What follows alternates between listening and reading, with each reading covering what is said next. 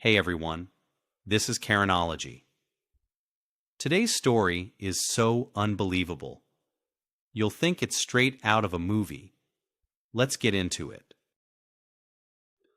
The crowd didn't make a sound when the officers led Karen Lawson out of the meeting hall in cuffs. You could hear the breeze through the maple trees outside and the soft hum of the old ceiling fan overhead. I stood near the door, one hand resting on the back of a folding chair, the other gripping the brim of my old canvas hat. Karen's eyes found mine for just a moment. She still didn't understand what had happened. Not really. That's the problem with people like her. They think rules are weapons, not promises. She thought the homeowner association was her personal kingdom. Turns out she'd been trespassing all along. Let me take you back. It didn't begin with handcuffs. It began with something small. It usually does. A few weeks before the arrest, I was in the driveway of my late mother-in-law's home, setting up a wooden ramp so my wife Susan could attend the small family gathering we were planning. Nothing fancy, just a handful of relatives, some old hymn recordings, a pot of coffee, and silence. Grief doesn't need decorations. It needs space. Susan had only recently come home from the hospital. After a spinal surgery that left her in a wheelchair, stairs weren't an option. The ramp was temporary, something to give her one last proper goodbye to the woman who raised her. The wood smelled like the shop my father used to keep behind the house. Pine and dust and sweat. I worked slow, hands stiff from age, but still steady enough to guide a drill. I was halfway through the side rails when I noticed her, Karen, standing on the edge of the lawn like a mall security guard who thought she was guarding Fort Knox. That day she wore her usual, a pressed floral blouse tucked into high-waisted slacks, a visor, and that clipboard like it gave her divine authority. "Afternoon, Mr. Drake," she said, like we were old friends. "Karen?" I nodded, without stopping. A knot in the pine split a little as the screw drove in. You're aware that modifications to the exterior structure require association approval, yes? I wiped my brow. It's not a modification. It's a temporary mobility aid. I've got city authorization. Soap mop. She took a step closer. City doesn't override association bylaws. This structure does not conform to neighborhood design standard. Susan was watching from the window, her face pale and tired. I looked up at Karen and said quietly, "My wife needs to say goodbye to her mother. This ramp stays." Karen didn't argue. She just took a few photos with her phone, scribbled something on her clipboard, and walked away. By morning, I had an email in my inbox from the association board, signed by Karen, informing me the ramp violated aesthetic codes and needed to be dismantled immediately. And if it wasn't removed within 24 hours, the association would contract removal and charge the cost to the property. The memorial happened in the driveway. We parked Susan beside a folding table and kept the hymns low so we wouldn't violate noise ordinances. My brother-in-law wept as he passed her the old family Bible, and I watched Susan close her eyes like it hurt to breathe. Karen never even looked out her window. That night, sitting beside Susan on the porch, she said, "You remember how your dad used to say that some folks never outgrow the sandbox?" "Yeah," I said. Karen brought a bulldozer to it. I didn't tell Susan right away what I planned. Not because I didn't trust her, but because I wasn't sure where the line was between grief and fury. It had been a long time since I let that side of myself off the leash. Most folks thought I was retired, an old man with garden gloves and a fishing hat. But beneath that, I was still me, still Walter Drake, still the Attorney General of this state, and Karen Lawson had no idea who she'd just picked a fight with. I didn't sleep that night. Not really. Just sat there in the dark, listening to the creak of the porch swing every time the wind touched it. The ramp was still there, bathed in moonlight, looking too fragile for all the weight it had come to carry. It wasn't just wood and nails anymore. It was a line in the dirt. And Karen had stepped right over it. In the morning, I put on jeans, my old work boots, and a faded denim jacket, with a tear under the left elbow. The one Susan stitched for me back when times were leaner but simpler. I made a pot of coffee and brought her a cup in bed. She smiled weakly and touched my hand. "Let it go," she whispered. But it wasn't in me to let it go. Not this time. I started small. I wanted to see just how far the rot had spread. So I filed a public records request to the state licensing board for the Homeowner Association's official filings, including vendor contracts and leadership changes. I didn't use my office, just the tools any concerned citizen had. I wanted this to be clean, bulletproof. What came back made the hair on my neck stand up. Karen had quietly funneled contracts to 2 construction companies, both owned by her nephew under different LLCs. One had billed for a community fence restoration that never happened. Another had received a check for $9,000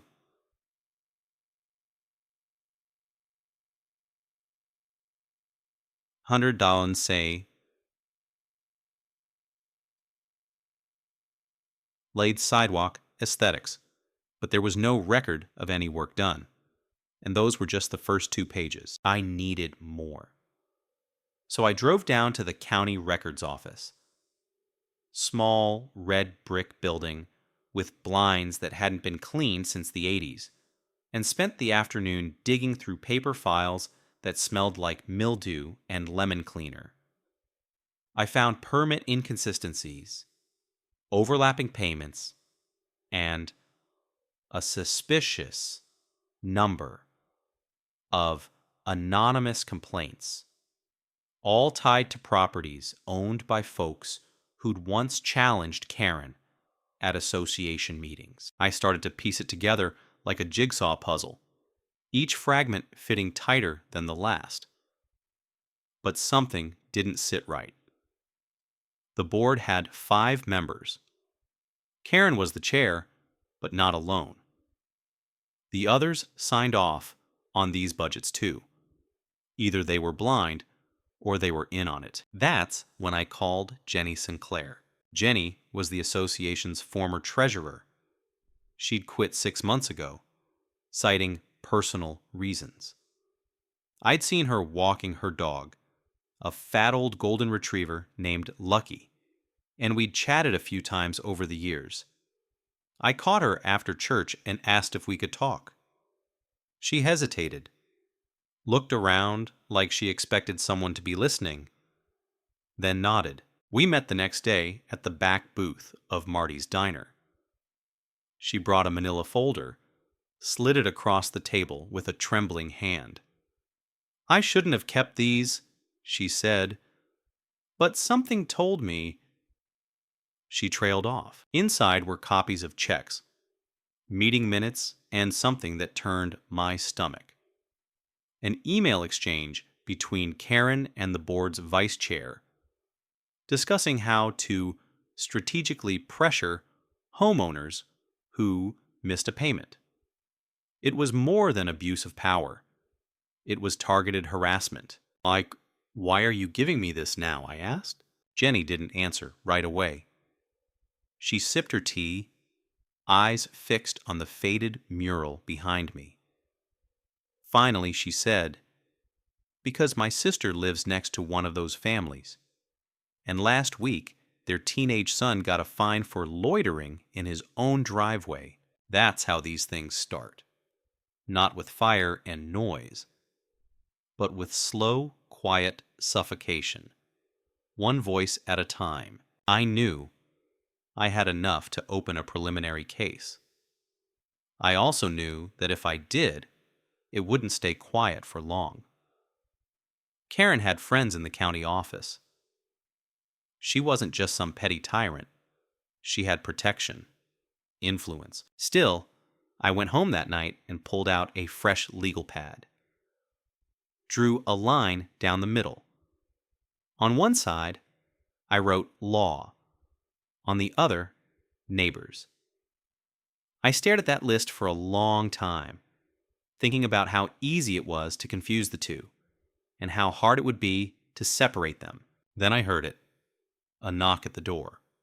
Not loud, 2 quick taps. When I opened it, Tom Moore was standing there. Vietnam vet, lived 2 houses down. We played poker every 3rd Thursday, until his knees got too bad. He looked older than I remembered. Walter, he said, "we need to talk. But not here." That was the moment I knew. I wasn't the only one paying attention. Tom and I sat in the cab of his old Ford, parked 2 blocks away in the empty lot behind the shuttered hardware store.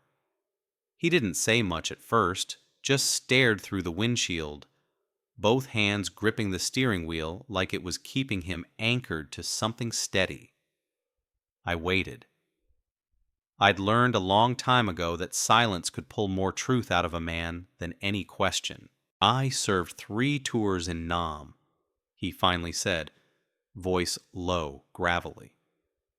"Saw men lie for worse reasons than money, but I never thought I'd see it happening in a neighborhood like this." I turned slightly toward him. "You talking about Karen?" Tom gave a short nod. "Her and her little circle. You know Randy Hale? Guy with the solar panels?" Yeah. They made him take 'em down. Said they weren't uniform with community aesthetics. Cost him $5,000 to reverse the install. Then, 2 months later, Karen's cousin gets a solar panel variance approved. Same make, same model. That hit a nerve. I'd seen similar patterns in the files Jenny gave me, but hearing it from Tom, someone who'd always kept to himself, made it feel heavier. Why come to me now?" I asked. Tom lit a cigarette. Exhaled slowly. "Because I know who you are, Walter. Always did. You think I didn't recognize you from the news back when you took down that crooked state senator? You don't blend in as well as you think." I smiled. Just a little. "Guess I've gotten rusty." "No, just careful, and we need that now." He reached behind the seat and pulled out a spiral notebook. Inside were handwritten notes, dates, names, even sketches of neighborhood maps. Tom had been tracking complaints, fines, and who received them. There was a pattern. Families with kids, elderly homeowners, new residents who didn't fit the mold. Geez, this ain't just about paint colors and mailbox heights," he said. "They're targeting people, using rules to push folks out." I took the notebook home, spent hours cross-referencing it with the data I'd already gathered. It matched up perfectly. The next week, I filed a formal request for internal financial audits from the association, using a legal pretext involving community fund mismanagement. I sent it from a shell address tied to a retired paralegal I once helped in a tenant rights case. I wanted to keep my name out of it as long as I could, but that didn't last. 2 days later, someone slashed the tires on my truck. All four. No note. Just clean cuts. Surgical, almost. I didn't report it. I just swapped the tires and made sure the next morning my driveway camera was fully charged and running. Then came the mail. Susan handed it to me, still sealed. A thick envelope with no return address. Inside, photos of me talking with Jenny at the diner, a blurry shot of Tom and me in his truck, and a single printed note that read, "Stay retired." I felt the hairs rise on my arms. Whoever sent this wasn't just watching. They wanted me to know I was being watched. I showed Susan the note. She was quiet for a long time, then said, "We don't run, Walter. Not from people like this." Her voice shook a little, but not from fear, from something deeper, resolve. And that lit a fuse in me I'd kept buried for a long, long time. That week, I called in a favor from a journalist I once worked with during a whistleblower case. Name's Nick Beverly. Tough, sharp, and impossible to intimidate. I told him I had something he might want to see. We met in the garden behind our house, surrounded by sunflowers and tomato vines. I handed him a flash drive. This is enough to crack the lid, I said, but we're not there yet. I need you to hold it. Don't move unless I say so. Nick looked at me. You going public? I shook my head. Not yet. I need her to feel safe. I want her to think she's winning, because sometimes justice doesn't come in with a roar. Sometimes it walks in slow, takes a seat, and waits for the room to get quiet. The next morning, Karen smiled at me from across the street while picking up her newspaper. She had no idea her hourglass had started to run out. By the time September rolled around, the air had that dry snap to it. The kind that always reminded me of school bus fumes and burnt leaves. I spent most mornings on the porch with Susan, watching the neighborhood move. Karen had a routine, and I learned it by heart. Morning walk at 7:15, clipboard in hand. Calls from her patio around 10, lunch inside. Then, like clockwork, her silver SUV would roll out around 3 for her errands, which were usually just visits to her little empire of influence. The community center, the bank, the florist, the county clerk's office. She never went far, but she left footprints everywhere. I was waiting for her to make a mistake. Something public. Something I could build on. It came in the form of a family named the Fultons. The Fultons had moved in 2 doors down. Young couple, early 30s, with twin boys and a mother-in-law who didn't speak much English but waved every time I walked by. They painted their shutters a soft forest green, replaced the front steps, planted marigolds and lavender out front. It looked beautiful. Then the fines started. One for non-conforming plant height. Another for unapproved structural change. A third for unauthorized color scheme. They tried to appeal, but the association's internal hearing was a joke. Karen sat at the head of the table, smiling like a cat watching birds through glass.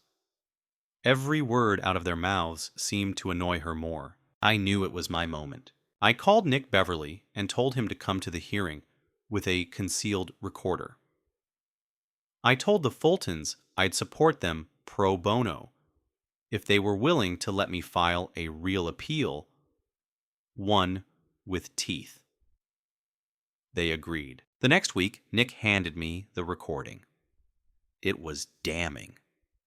Karen had laughed, actually laughed. When the Fulton boys were mentioned, saying maybe they should focus less on yard work and more on parenting. That was the crack I needed.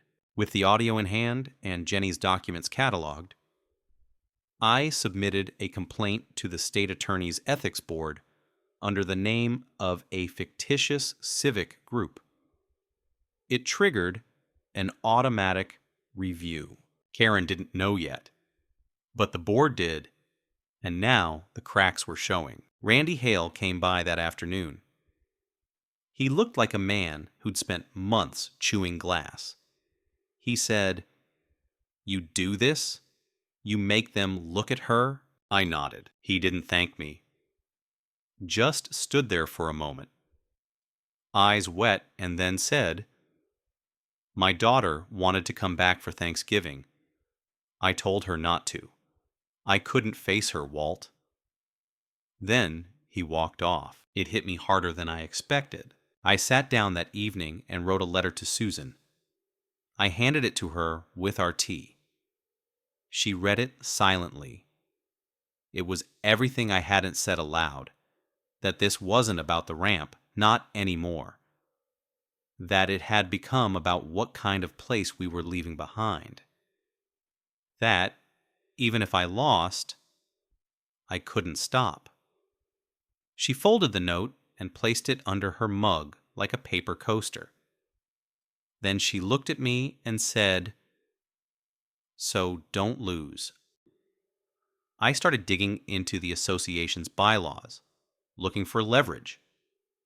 Found a clause that allowed a vote of no confidence in the leadership if petitioned by at least 25% of homeowners. I printed out blank forms and handed them to Tom, Randy, Jenny, and even the Fultons. We went door to door. Some slammed the door, some peeked and whispered, but enough signed. Karen must have gotten wind, because the next morning, a letter appeared on my porch. It was in a business envelope, typed, unsigned, as "You're not the law here. Step out or be removed." That night, my mailbox was torn off its post. My garden trampled. Susan's old wind chimes, the ones her mother had given her, lay shattered on the porch steps. I called the sheriff. He came by, took photos, asked questions, made notes, but he didn't promise much. "Almichai, we can't tie it to anyone without witnesses," he said. "And frankly, this sort of thing happens more than you think." He meant well, but his eyes said he didn't want to get involved. I sat alone after Susan went to bed, staring at that busted mailbox like it was a message in Morse code. This wasn't a fight over plants or paint. It was a war for control. And I had just declared it. The next morning, a notice went out to all residents. A mandatory association meeting. Topic: Leadership stability and procedural conduct. I read it twice, then poured myself a second cup of coffee. Karen was coming out swinging, and I was done playing defense. The folding chairs were set up in perfect rows, just like they always were for association meetings. Fluorescent lights buzzed above the hall, casting everything in a washed-out yellow tint. The room smelled faintly of burnt coffee and industrial carpet. At the front sat the board, 5 of them in their usual places. Karen in the center, hands folded, that same smug expression that had become her trademark. Her floral blouse was ironed to perfection, every hair pinned. You'd think she was preparing for a pageant, not a confrontation. People filed in slowly. Some nodded to me. Others kept their heads down. The Fultons sat near the back, arms crossed. Tom took a seat beside me, breathing hard like he was climbing a hill. Jenny stood near the refreshments table, not touching anything. And Susan stayed home. She wanted to be there. but the porch damage had rattled her more than she let on. Karen started the meeting with pleasantries, then moved briskly into her prepared speech. "There have been rumors," she said, "of misconduct, of intimidation. I want to assure you that the board operates with full transparency and integrity. These accusations are designed to sow division. We must remain unified." Nick Beverly, seated 2 rows from the front, lifted a camera slowly onto his knee. Karen's eyes flickered toward him, then quickly away. Then she dropped the hammer. "Ye fale." "We have received a formal petition seeking a vote of no confidence in this board. Unfortunately, the petition is invalid. Several of the signatures have been deemed inadmissible. Duplicate households, tenants instead of owners, ineligible parties. Therefore, the motion is dismissed." A low murmur passed through the crowd. Tom leaned toward me and whispered, "She's bluffing." I stood. Madam Chair," I said, keeping my voice even. "May I speak?" Karen gave a thin smile. "You may." Briefly. I stepped to the front of the room, the old floor creaking under my boots. I turned to face the crowd, not the board. "My name is Walter Drake. Most of you know me as a neighbor, maybe as the guy who grows tomatoes in the side yard or walks with his wife every evening when the weather's good. But what many of you don't know is that I am the Attorney General of this state." Gasps. One man dropped his coffee. Karen sat up straighter. Her fingers twitched on the table. "I didn't want to bring my position into this. I wanted to fight this the way any one of you could. But I've seen too much now, and I can't stay quiet. I have documents, procurement fraud, misuse of funds, targeted harassment, coordinated suppression of dissent. I have a sworn statement from a former treasurer. I have audio recordings. I have the law." I pulled a packet of documents from my coat and set them gently on the podium. I'm not here to burn the neighborhood down. I'm here to pull it out of the fire it's already in. Karen started to speak, but I raised a hand. "I'm not finished." I pointed to the audience. "Many of you signed that petition. Many of you have been afraid to speak up. I get it. But fear isn't how a neighborhood should operate. A community is built on trust, on decency, on shared purpose. This board has betrayed that." Karen rose abruptly. "You have no standing to speak on association matters as a government official. This is harassment." Nick clicked his camera. "Once, twice." I turned to her. "That's not your decision to make anymore." Then I looked to the crowd. "I propose a special election with oversight, with ballots counted publicly, with real choice." Tom stood. Seconded. Then Randy Hale stood. Jenny. The Fultons. One by one, people rose to their feet. Karen's face paled. "I'd see this meeting is adjourned," she snapped, grabbing her folder. "Not yet," I said. "One more thing."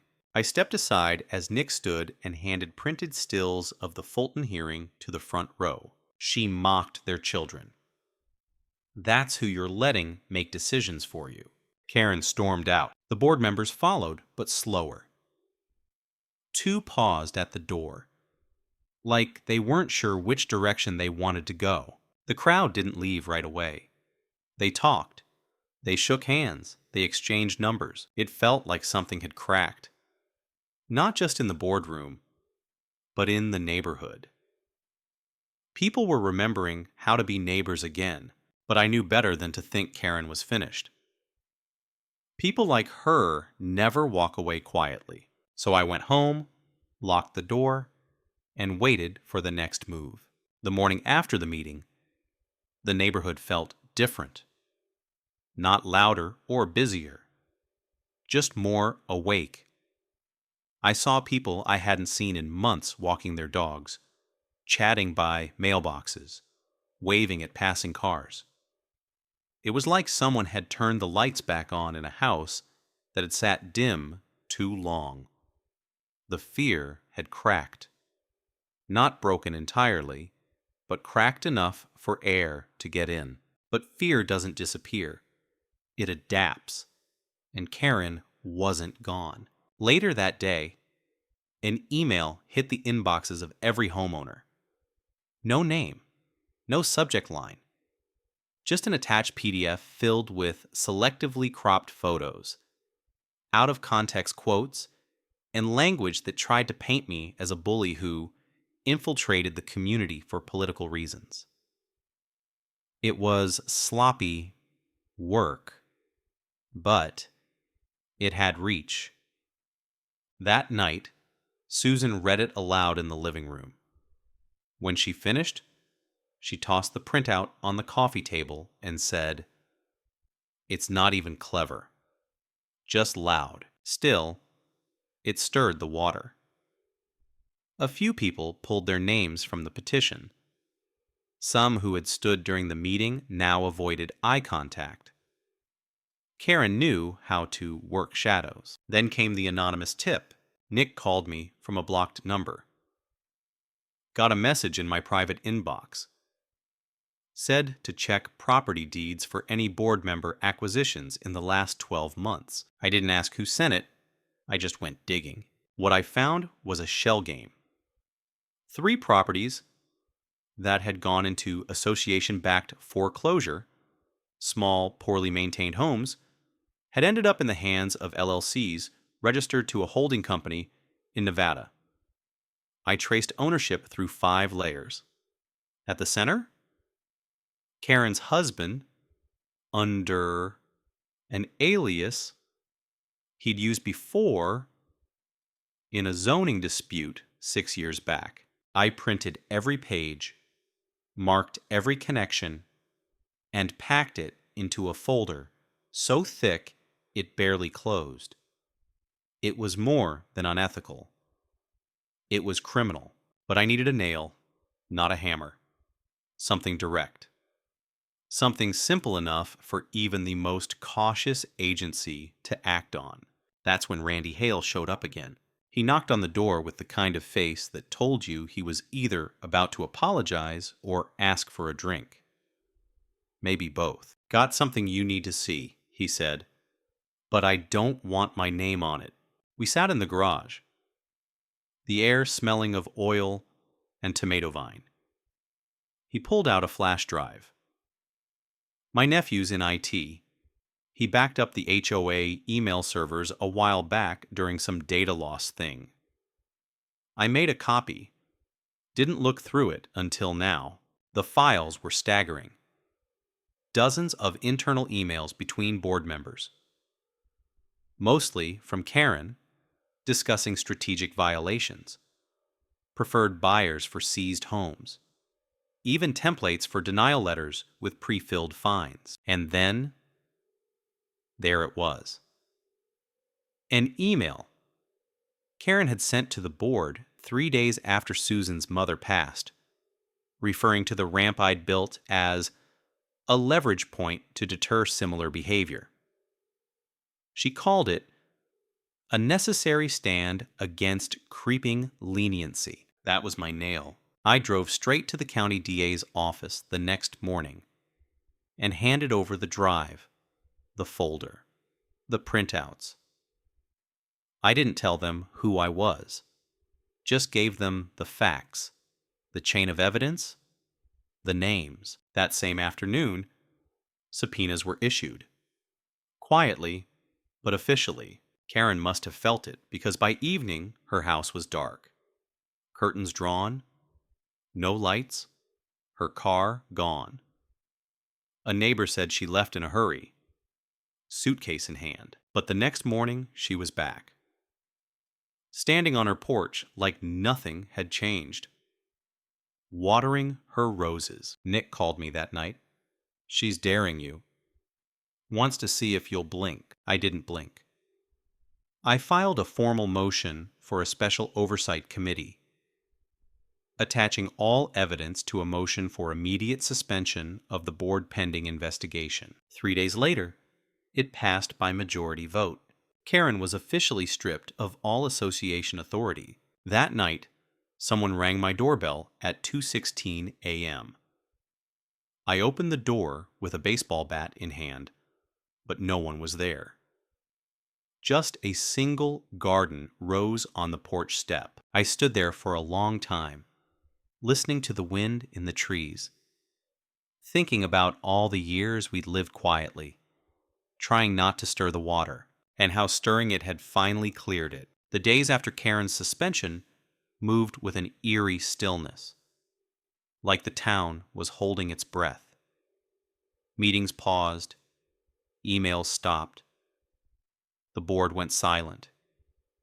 It felt like we were waiting for a second shoe to drop, but no one knew when or where it would land. Susan and I spent more time on the porch again, just sitting.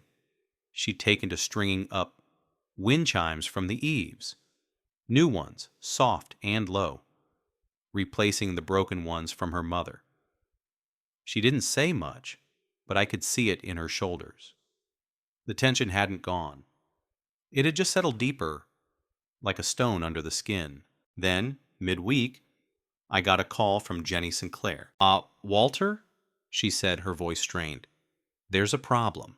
She told me 2 of the remaining board members, Mark Jensen and Delia Price, had called an emergency session. Unannounced. Off the record. They were pushing for Karen's reinstatement on procedural grounds, claiming the oversight vote was invalid due to quorum issues. They're trying to bury it, Jenny said. Fast and quiet. I hung up and called Nick. We need to get eyes on that meeting. What mira stillness? House. That night, under the flickering lights of the half-empty community hall, Nick and I sat in the back row, while the remnants of the board shuffled in like ghosts. Karen wasn't there, but her shadow was. Mark Jensen read from a pre-written motion. Delia nodded along. The room smelled like old glue and tension. Before they could vote, I stood. This is improper, I said, and you know it. You can't vote to reverse a community-wide decision in a closed meeting. That's not procedure. That's sabotage. Mark looked nervous. Delia didn't. You're not on the board anymore, Walter, she said. You're just a resident. I'm a resident with evidence. And a state-level case in progress. That got their attention. Nick raised his phone. Camera rolling. The motion stalled. They recessed in confusion. And the next morning, a letter from the district court arrived. Official notice that the association was now under investigation for civil mismanagement and ethical violations. I thought that would be the end of it. But Karen wasn't finished. 2 nights later, my garden was set on fire. Not a big fire. Nothing that spread. Just the tomatoes and the vines. Blackened and ruined. The sheriff came, took a report, but again, no cameras, no witnesses. I'm getting tired of being told nothing can be done, I said. The deputy looked at me, then at the smoking dirt. You and me, both. So Bonsieri, we rebuilt. I tilled the earth myself, put down new mulch, replanted what we could. Neighbors stopped by. Randy brought over spare seedlings, the Fultons brought pie. Even Tom helped stake the new trellis, and then finally a break. The DA's office called. They were moving forward. Grand jury, formal charges, fraud, abuse of authority, intentional misappropriation of community assets. Karen was being indicted. I stood in the kitchen, phone pressed to my ear, heart pounding in my chest. Susan walked in, saw my face, and smiled before I even said a word. "You did it," she said. "No," I answered. "We did, but it wasn't over. Not quite." The day before the arraignment, I found a package on the porch. Inside was a single page of handwritten text. Neat, looped, controlled. Yeah, you've humiliated me, but you'll never undo what I built. That was it. No signature, no threats, just a statement. I read it twice. Then I folded it up, tucked it in the back of my drawer, and locked it away. Because the worst thing you can do to people like Karen isn't defeat them. It's take away their power, then move on without ever looking back. And that's exactly what I intended to do. The courthouse was smaller than I expected. Just 2 stories of red brick and white trim, with windows that looked like they hadn't been washed in years. Susan and I arrived early, parking in the shade of an old sycamore. She held my hand the whole walk up the stairs. Not for her. She didn't need reassurance. For me, inside, the room was hushed, filled mostly with locals. A few reporters, some curious neighbors, and near the back, Mark Jensen and Delia Price, looking like they wanted to be anywhere else. Karen hadn't arrived yet. When she did, it was with her lawyer in tow, and not an ounce of humility in her stride. Her chin was high, lips tight, like she thought the building itself owed her a favor. She didn't look at me.